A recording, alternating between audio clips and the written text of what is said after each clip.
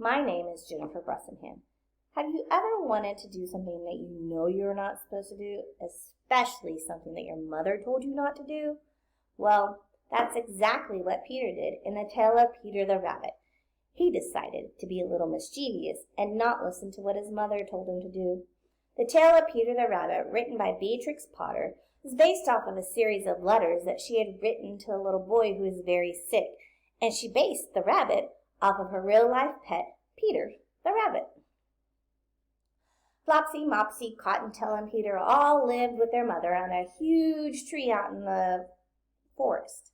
One day, their mother came and said, "Hey, I'm going down to the bakery to gather some bread for tonight's dinner.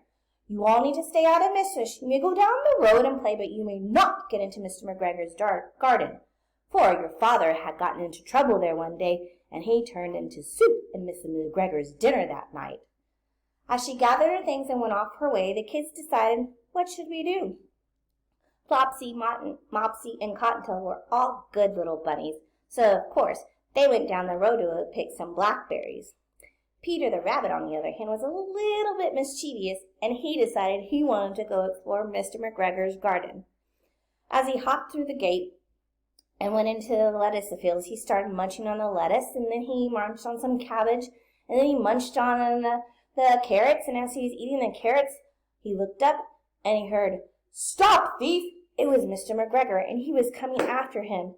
So he hurried, and he was going through the garden, and all of a sudden, he lost sight of where he was. He couldn't find the garden gate, and he had no idea where he was going. He was almost home free, he thought, when all of a sudden, his jacket got snagged by a gooseberry bush. You see, his jacket was new, and it had shiny brass buttons, and the buttons got hooked onto the gooseberry bush.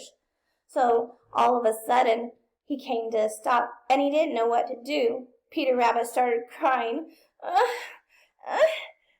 and he couldn't get free, and he decided just to give up and cry, when all of a sudden, 3 little sparrows came by, and they told him, "Don't give up, Peter, don't give up.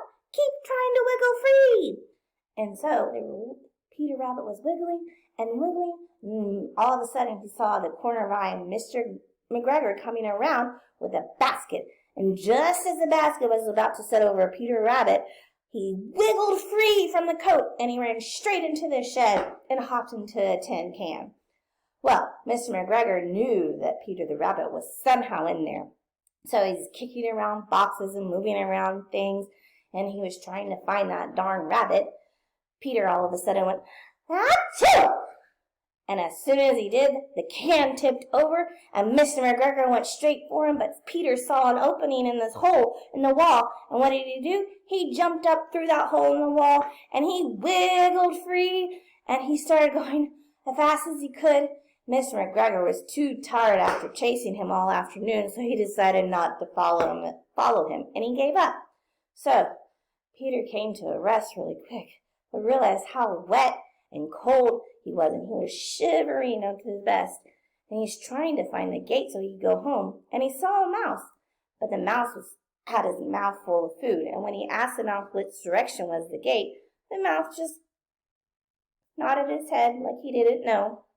So Peter went on his merry way, and he decided, okay, well, I'll go this way, and he went past the lake, and then all of a sudden he saw the back of a big white furry cat.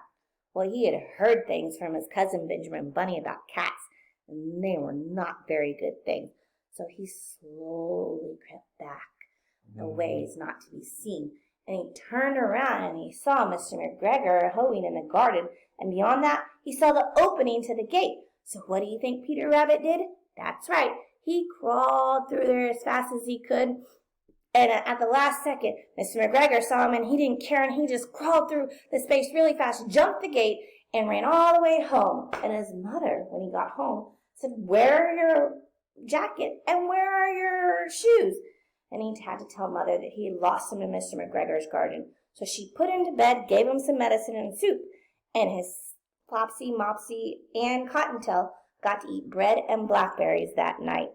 And Mr. McGregor, well, he took the jacket and the shoes and made a scarecrow out of it. That way, no animals or birds could ever come into his garden again.